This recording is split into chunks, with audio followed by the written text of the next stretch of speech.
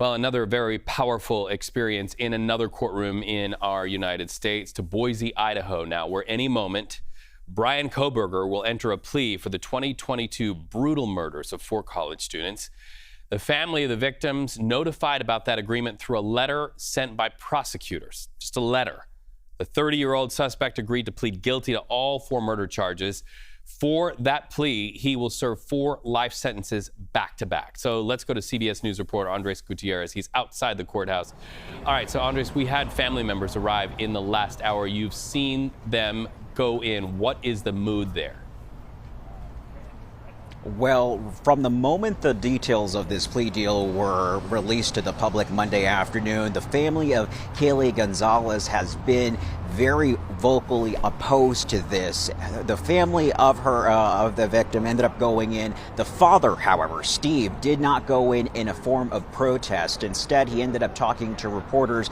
I'm tag teaming this story with my colleague Carter Evans, who got a chance to speak with him. Steve spoke for about 5 minutes, very upset, angry, doesn't feel like justice is being done with this plea deal, has been very vocal against it. Take a listen to what he told Carter. We know what he's planning on doing. Somebody died, a vet died, and he's going to try to say that, put the blame on that person. So he's not going to take accountability. And Thompson didn't force him to take accountability. He didn't even negotiate it. That's terrible. You don't think 4 life sentences is justice? No, of course not. It's daycare. Prison is daycare, people. And now there are others, though, of the victims' families, like the father of Maddie Mogan, who feel like this allows them to move forward, to continue to heal, that they don't have to relive this moment, because it would be years of likely appeals and other hearings if this case would have gone to trial next month.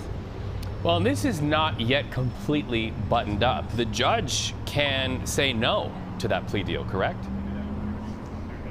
Correct, Reed. It's very unlikely that would happen, and what we're expected to hear this morning once this hearing does begin, because the series, by the way, is starting late. Family members have just been led into the courtroom, as well as the media. So here in the next few minutes or so, we expect Bryan Kohberger to walk into the courtroom for this to begin. The judge will go ahead and read the plea deal. We expect to see and hear from Bryan Kohberger today to plead guilty to all those 4 counts of murder, as well as the 1 count of burglary.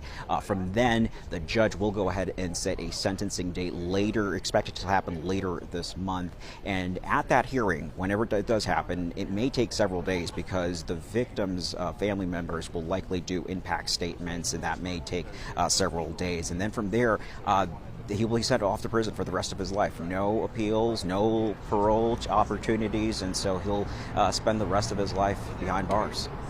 Well, part of the value of what we do is have reporters dispatched to communities and community stories all over the country and the world. And you have been that reporter in those communities. They saw the manhunt. They saw the violence play out in their community.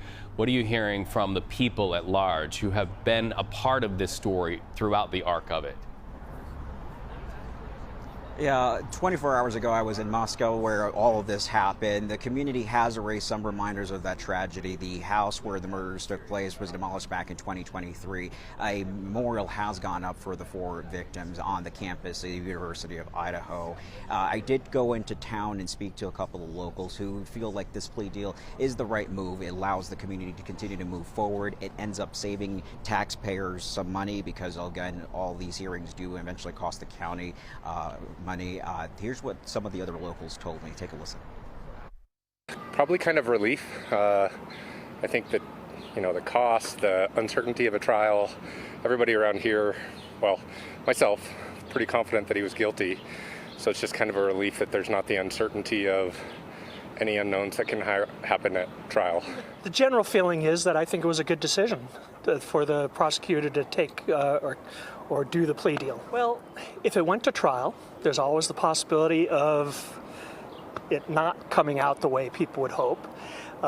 Second of all, if it did, there'd be and especially if there's a death penalty sentence, then you're looking at years and years and years of appeals, with the possibility that it wouldn't be a death penalty anyway.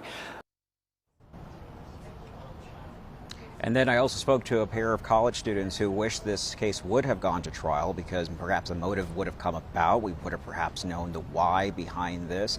However, there are some who feel like he will likely eventually do that while behind bars. He may give an interview, may write a book, may take advantage of it, because at this point he now holds the upper hand in this narrative on telling his story if he chooses to tell his story down the road.